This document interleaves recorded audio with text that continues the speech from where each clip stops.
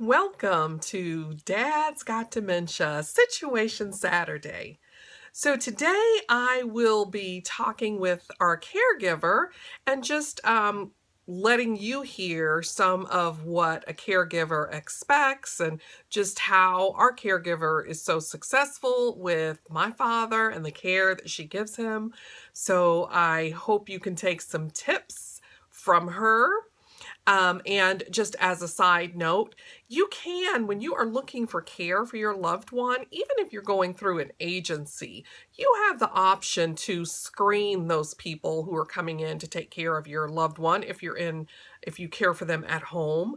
That is something that a lot of us forget, that, feeling like we have to accept whomever they send to care for our loved ones, even if they're not a good fit.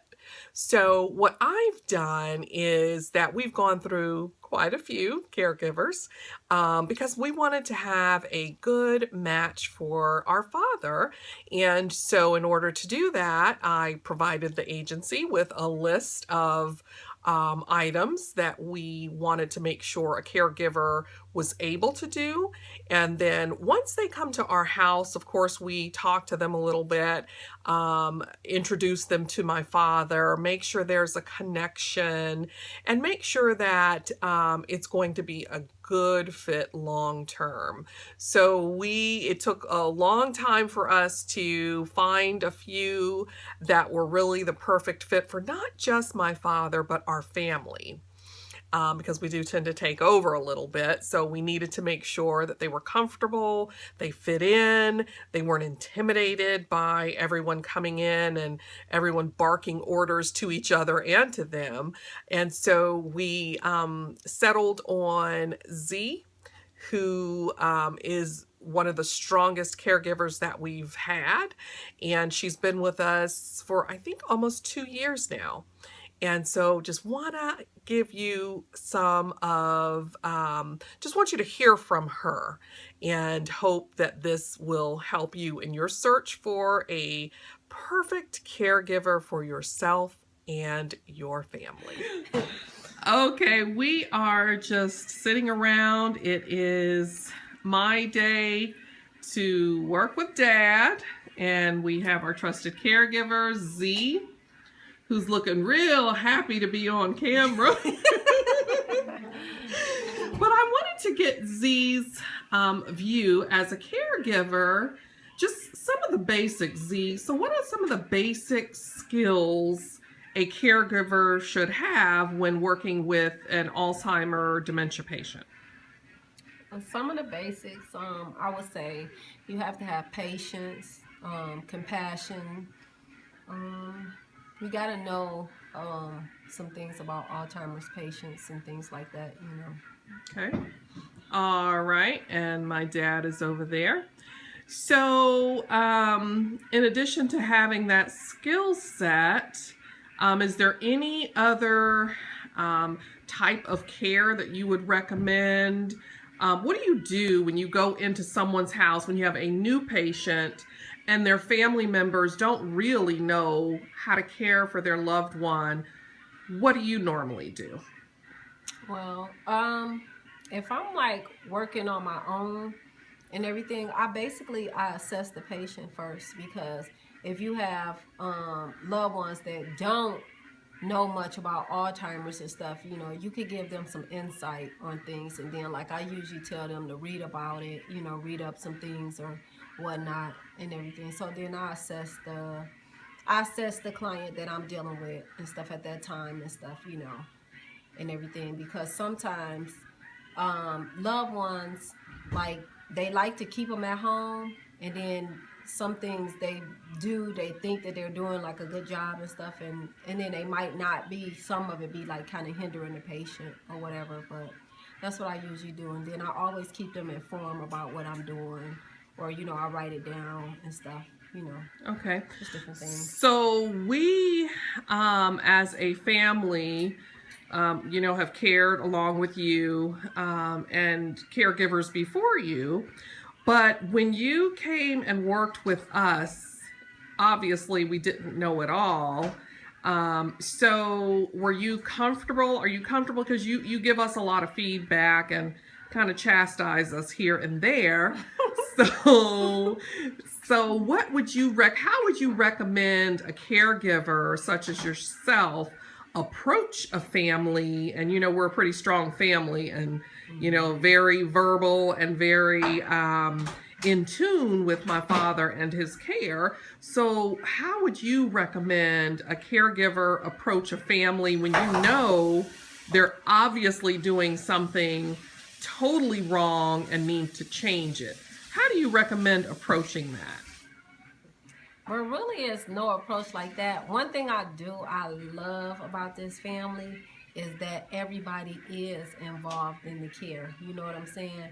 From everybody and stuff. And then it's like the communication is good and everything like that. Like, now, like, you might got one person that might think that they're know more than... She's talking about me. I know Yes. she's talking about me. So that more knows best for her dad, but I love it. I love the fact that, and it's like you could tell that it's family. Even I felt comfortable, like, first coming in, when I first got this case and everything, I felt very comfortable, like, as soon as I come in. And I mean, really, like, sometimes it take you a minute and stuff like that, but I felt comfortable, and I still feel comfortable. I feel just like family all the time anyway. But I don't, I really don't have to even say much, because when we talk so much amongst each other and stuff like that, and then, like, it go around, I don't really have to say like that much and stuff. So I'm shaking my head yes, because Z is like a part of our family, and when we have to have sit downs about dad's care, we always include Z and give her updates on changes, and we implement changes that she recommends as well, because she is the expert in care, and she's taught us a lot.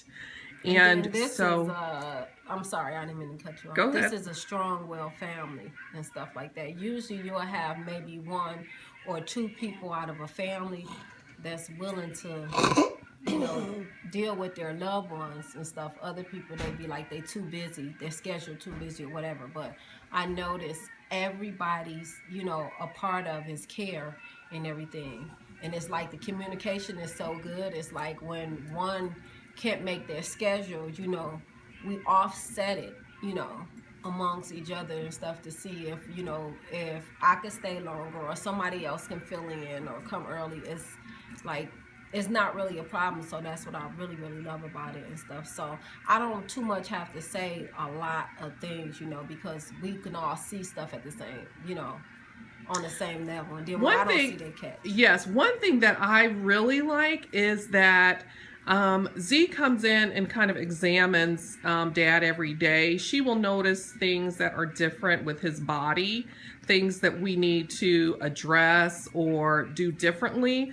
And I know that's one of the things I would say a caregiver definitely needs to be doing every day if they have the same patient, is to come in and look at their body from top to bottom, before bath and during bath time and those types of things. So you can alert the family member or a nurse, or if they're in a, facility, then alert the nurse that you've noticed these changes, these lumps and bumps and bruises and things like that, so that they can be addressed. So that's one thing I really, really like about just the care, the level of care we have. And Z is not a skilled nurse. She's a CNA. I think I said that right. And so, but she has learned a lot, I guess, in working, many, many years with Alzheimer's patients and other types of patients as well. So she is able to give us a level of care, daily care, that's really supporting the good health that we're continuing to, make sure my father's thriving with. And then it's like, me and Bill had that bond.